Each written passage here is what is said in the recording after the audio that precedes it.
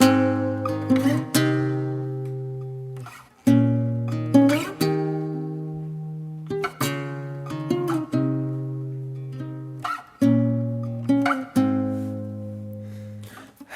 uzaklık çok zor içimde. Kötü ihtimaller birisi.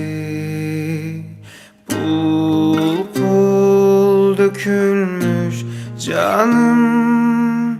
Yanar yanar da ısıtmaz beni.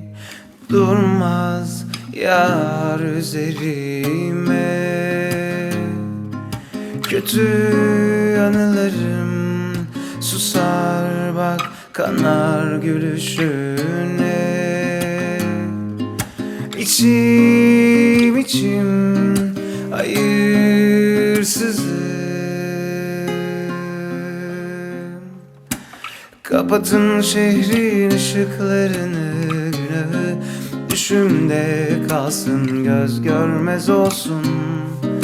Gönül katlansın, bırakın alsın ne varsa hayali, benimle kalsın, söz geçmez olsun. Gönlüm katlansın, oh, oh, oh, oh.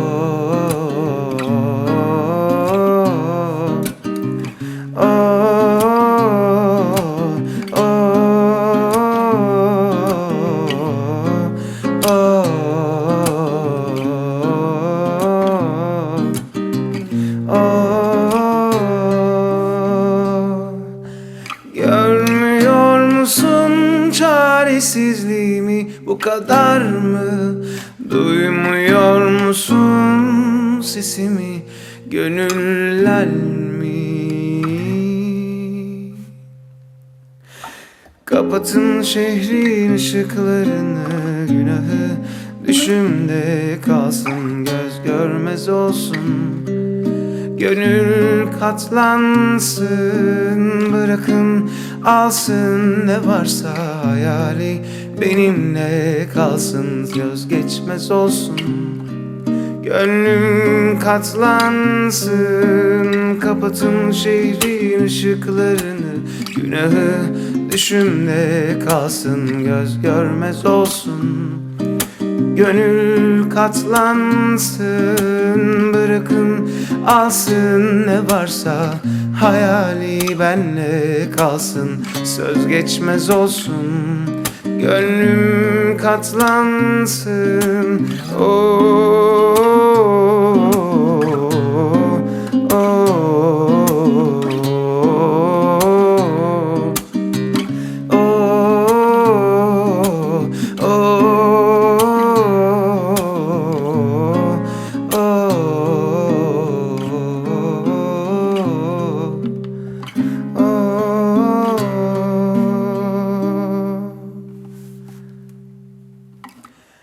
Her uzaklık çok zor içimde.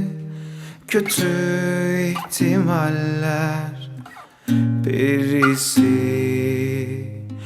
Pul pul dökülmüş canım. Yanar yanar da ısıtmaz beni.